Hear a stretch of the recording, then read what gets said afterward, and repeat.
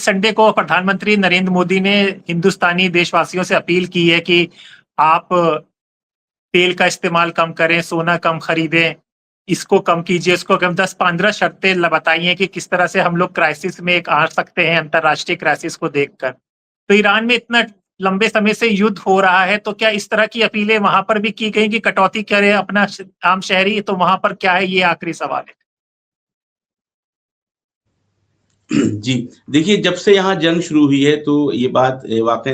एक बहुत ही दिलचस्प और बहुत ही ताज्जुब आवर है कि ईरान के अंदर शुरू जंग से लेके अब तक कुछ भी इस तरह की अपील हुकूमत की तरफ से नहीं हुई है कि आप जो है वो कटौती करें, आप यूज़ ना करें, सामान ना खरीदें, सब कुछ नॉर्मल तरीके से अवेलेबल है। शुरू पहली दिन से, यानी मैं 1 मार्च से बता रहा हूँ, 1 मार्च से लेके आज जो है वो 12 मई हो गई है। एक दिन भी ऐसा नहीं हुआ है कि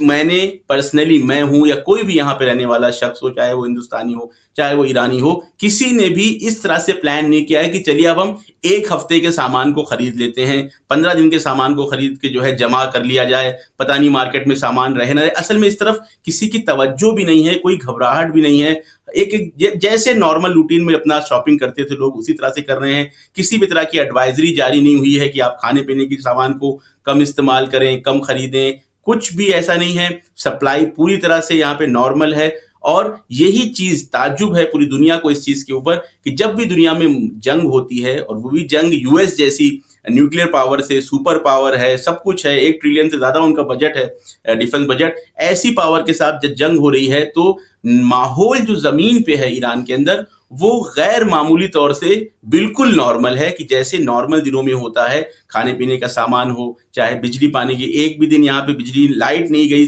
40 दिन की घमासान की जंग चली, लेकिन एक दिन भी यहाँ पे लाइट नहीं गई। गैस की कनेक्शन में, गैस में कोई कटौती नहीं हुई, पेट्रोल हो, डीज़ल हो, हर तरह का एनर्जी यहाँ पे मौजूद है। तो ये यहाँ पे ऐसा कोई भी फिलहाल अब तो खैर सीज़फायर चल रही है, तो सीज़फायर की तो अलग ही बात है। जंग के दौरान में भी यहाँ पे किसी भी चीज़ की कमी नहीं थी, माहौल बिल्कुल नॉर्मल था।